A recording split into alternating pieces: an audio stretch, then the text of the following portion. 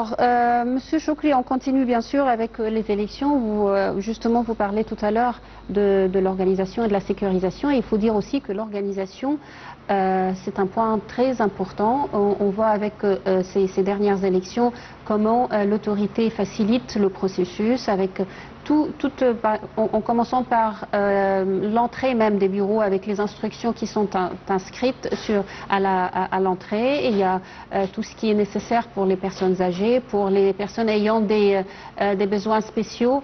Alors en fait aujourd'hui on vient de voir il y a quelques instants on vient de voir la première conférence de l'autorité nationale des élections, et à présent nous avons notre envoyé, si vous me permettez encore une fois, notre envoyé spécial au siège de l'autorité qui va nous parler de cette première conférence. Alors Wael, bonjour. Oui, bonjour RM. Alors Wael, on vient de voir ensemble la première conférence de l'ANE pour cette deuxième journée. Alors qu'est-ce qu'il y a de nouveau à nous dire? Bon, alors écoutez, on est toujours avec vous, chers téléspectateurs, et en direct pour faire la couverture de l'événement le plus crucial dans la vie d'Égypte et des Égyptiens.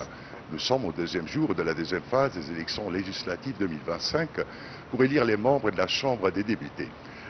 Hier, ça a commencé le premier jour dans cette deuxième phase à l'intérieur du pays, avec une affluence qui était en quelque part moyenne, disons calme et paisible, et qui a augmenté au cours de la journée. Aujourd'hui, on a commencé à 9 h du matin pour l'ouverture des scrutins dans tous les gouvernorats, c'est-à-dire que cette phase vise essentiellement les 13 gouvernorats dans la province du nord de l'Égypte. On a le Caire, on a toutes les gouvernorats qui se trouvent dans le delta du Nil, mais avec les 3 grandes villes et gouvernorats qui se trouvent sur le canal de Suez.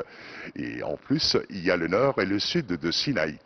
Bon, alors, le déroulement, c'était excellent jusqu'à présent, c'est-à-dire une grande affluence aujourd'hui par rapport à hier, bien sûr, et surtout dans la région du delta, le nord de l'Égypte. Le travail, c'est continuel de la part du siège de l'autorité nationale des élections, et je vous parle précisément depuis le siège de l'autorité nationale, alors que le travail, ça commence dès le 9 h du matin avec la chambre d'opération centrale qui commence, et bien sûr, avant la conférence tenue par monsieur le directeur de l'autorité nationale, Ahmed El Benderi. Le travail commence avec les membres et les juges pour surveiller et observer de près la situation et le bon déroulement qui se passe avec l'ouverture des scrutins dans tous les gouvernorats. Après ça termine cette réunion, ou bien cette rencontre de tous les membres de l'autorité nationale avec la conférence qui a débuté à 11 h du matin et qui se vient de terminer.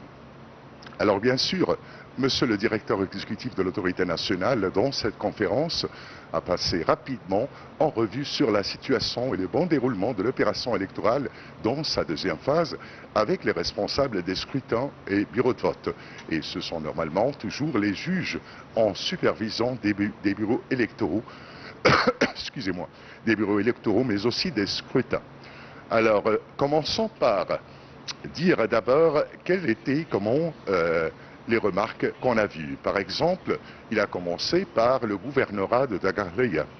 Alors, dans ce gouvernorat de Dakarleya, dans une des circonscriptions, il y avait un cas d'un homme, fils d'un candidat, qui a brisé une des urnes, alors que les bulletins étaient dispersés dans le bureau électoral à l'intérieur. Immédiatement, alors, il était arrêté par la police, mais après ça, déféré devant le procureur. Ça, c'est le premier cas qui a été marqué aujourd'hui le matin. Aussi, quelques membres des partis ont présenté leur plainte à cause de la grande affluence et la croissance des gens au bureau électoraux. Troisièmement, dans le gouvernorat d'El Gharbeya, toujours dans le delta du Nil, on a marqué bien sûr une grande affluence, alors qu'un électeur qui a pris un malaise dû à la surpopulation a été transporté immédiatement d'urgence à l'hôpital en ambulance. Ce sont les 2 cas, mais bien sûr, qui étaient marqués aujourd'hui dans le deuxième jour de la deuxième phase des élections Mais monsieur le directeur exécutif a déclaré en fait qu'on a pris toutes les mesures, que ce soit de sécurité ou bien de mesures sécuritaires avec l'homme qui a brisé une des urnes dans une des circonscriptions du bureau électoral à l'endroit de Dakaria, qui était en fait le fils d'un des candidats et qui a été bien sûr présenté par la police pour être au procureur. Mais là, monsieur le directeur a exprimé que tous ces cas-là n'ont pas influencé négativement sur le bon déroulement de l'opération électorale en général ce matin, et ça continue. Il n'y avait pas des cas, disons, d'incidents apparemment. Voilà. Mais en fait, il faut dire que le travail se continue. Travail d'observation, de contrôle et de surveillance de la part de l'autorité nationale et qui était responsable d'assumer l'organisation, mais aussi de suivre tous les scrutins, l'opération électorale dans son ensemble. Bien sûr, en coopération avec toutes les autorités locales dans tous les gouvernorats. Oui.